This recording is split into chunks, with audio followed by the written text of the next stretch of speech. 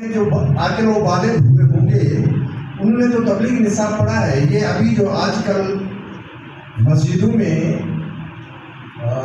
نماز کے بعد ہمارے تبلیغ کے دوست یہ جو فضائل اعمال پڑھتے ہیں، 80s تک یہ فضائل اعمال وجود میں نہیں آیا تھا، تبلیغی نصاب پڑھا جاتا تھا۔ تبلیغی نصاب کا مطلب یہ ہے کہ اس کو اس کلاس میں لازماً پڑھنا چاہیے، اس پر عمل کرنا چاہیے۔ اب وہ نصاب تو پورا دین کا نصاب نہیں تھا۔ قرآن پاک میں اللہ نے کہا ہے کہ سارے دین کی تبلیغ فرض ہے، اور تبلیغی نصاب میں سارا دین نہیں تھا۔ یہ کیوں تبدیل کیا گیا ہے تبلیغی نصاب کو؟ یعنی تبلیغ کے لیے نصاب اللہ نے کیا دیا ہے؟ پورا قرآن اور پورا دین، اس کی تبلیغ واجب ہے، فرض ہے۔ صرف جو تبلیغی نصاب میں ہے اس کی واجب و فرض نہیں ہے۔ صرف نماز کی تبلیغ واجب نہیں ہے، فرض نہیں ہے۔ جہاد کی تبلیغ بھی واجب و فرض ہے، اور امر بالمعروف اور نہی عن المنکر کی جو ہے تبلیغ وہ بھی فرض و واجب ہے، اس لیے کہ اس کا حکم قرآن نے دیا ہے۔ تو انہوں نے پھر اپنے تبلیغی نصاب کو ہٹا کر اس کی جگہ پہ فضائل اعمال لکھا۔ ان کے علماء کو بھی یہ سوچ آئی ہوگی کہ ہم یہ کیا کر رہے ہیں۔ قرآن میں اللہ کہتا ہے یا ایھا الرسول بلغ ما انزل الیک من ربک، اے میرے رسول مجھ رب کی طرف سے جو تیری طرف نازل ہوا ہے دین، اس سب کی تبلیغ کرو۔ اس طرح ہے بلغ ما انزل الیک من ربک۔ تبلیغی نصاب کیا ہے؟ پورے کا پورا دین تبلیغی نصاب۔ اللہ نے اس کو نصاب قرار دیا، تو ان علماء نے بیٹھ کے تنہائی میں سوچا ہوگا کہ یہ ہم کیا کر رہے ہیں۔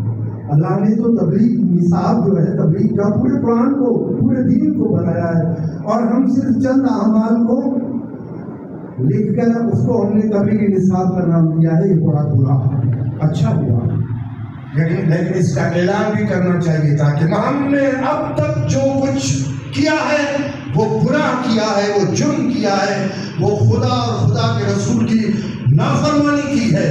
اس لیے ہم تبلیغی نصاب کے بجائے ہم کچھ اعمال کی تبلیغ کرتے ہیں۔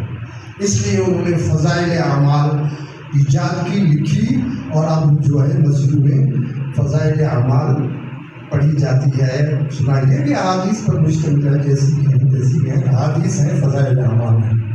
لیکن ایک بات میں آپ سے عرض کروں کہ جو شکست خوردہ ذہنیت ہے نا، غلامانہ ذہنیت، ہمارے دین اسلام کے جو امہات المسائل ہیں نا، ہمارے نسب العین کے جو امہات المسائل ہیں نا، اس سے پہلو تہی اور اس سے گریز کی طرف لے جا رہی ہے۔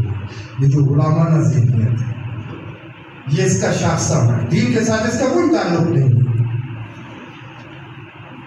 مولانا ولی جو دین خان کو میں نے پڑھا، وہ بھی اس بات کے قائل ہے، وہ تعبیر کی غلطی مولانا مودودی رحمۃ اللہ علیہ کے اقامت دین کی جو تعبیر ہے اس کو وہ غلط کہتے ہیں۔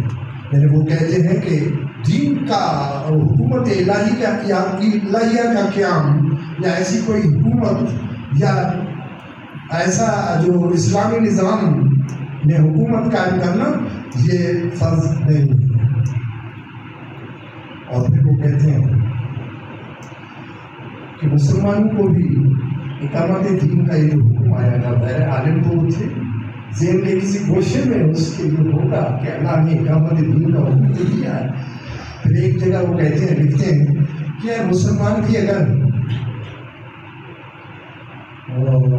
ویٹیکن سٹی کی طرح ایک ایسا شہر آباد کر رہے ہیں جس میں دین کے سارے احکامات نافذ ہوں، دین کی حکومت کا ہے، جیسے ویٹیکن سٹی میں عیسائیوں نے اپنی عیسائیت جو جیسی تیسی ہے، جی میں نے یہ ان کی کتاب ہے، جیسے عیسائیوں میں جیسے تیسے جو ان کی ہے عیسائیت، ان کو ویٹیکن سٹی میں نافذ کیا ہوا ہے۔ اور پھر وہ کہتے ہیں کہ مولانا مودودی کو ایوب خان نے یہ موقع دیا تھا، لیکن یہ موقع انہوں نے ہاتھ سے گنوا دیا۔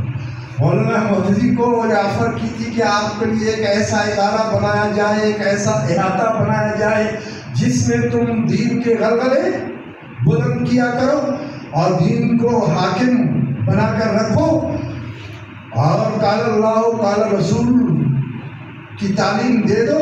اور پھر اگر مولانا مودودی اس طرح میڈیکل سٹی کی طرح اس طرح کا کوئی ایسا ادارہ اور شہر آباد کر لیتے تو ان کی وہ تعبیر، وہ کہتے ہیں کہ وہ جو کہتے ہیں اقامت دین فرض ہے، ان کی